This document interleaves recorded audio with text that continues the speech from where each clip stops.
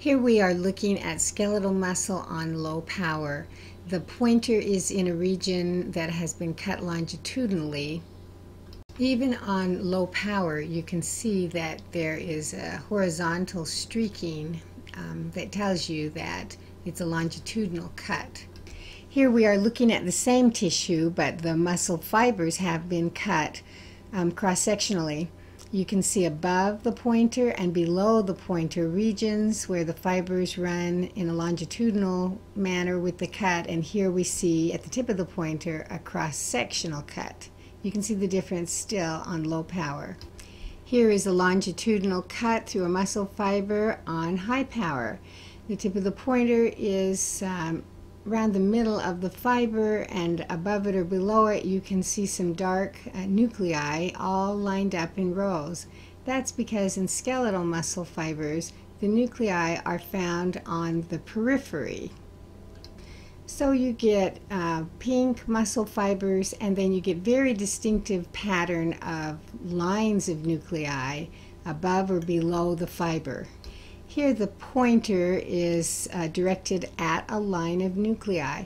You see those little black dots? Those are all the nuclei of the skeletal muscle fibers. Skeletal muscle fibers are multinucleated. And again, you see those nuclei on the periphery of the fiber. So if you think three-dimensionally, those nuclei are found all around the outside of these long muscle fibers.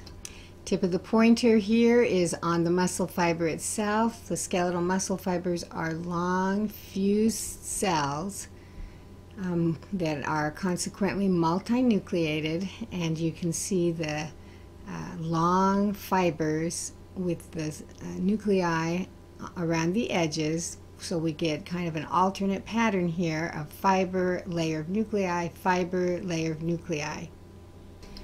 Remember that the nuclei are on the periphery of the muscle fiber. Here again, you see the tip of the pointer on the layer of nuclei.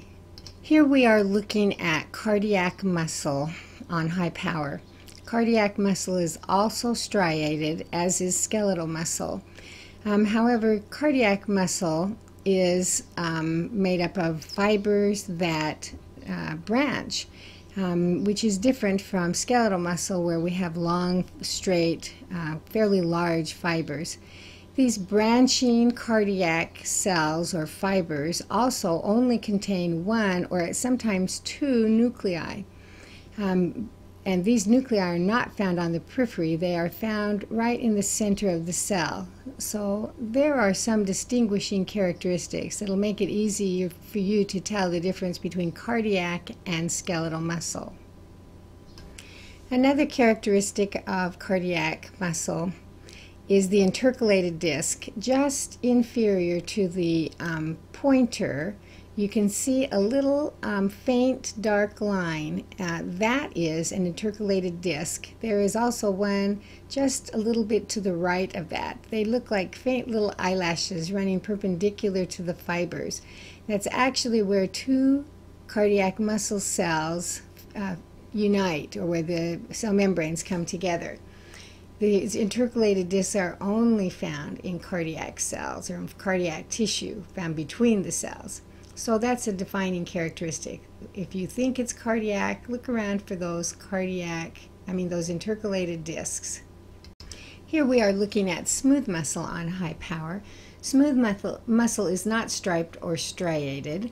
Actually, it is composed of spindle-shaped cells, and the tip of the pointer gives you a good example of a spindle-shaped cell. When you look at the cell indicated here, you can see that the tips of it go down to points. That's its spindle shape. All smooth muscle is composed of spindle-shaped cells, and we are looking at a longitudinal cut through that. When you are looking at smooth muscle, first, you don't see the striations or the stripes. Second, you see usually pretty good indications of these spindle-shaped cells, or at least you see the streaking of parallel cells, very parallel short cells, each with a nucleus in the center of it, with the cell ends tapering down to a point. smooth muscle.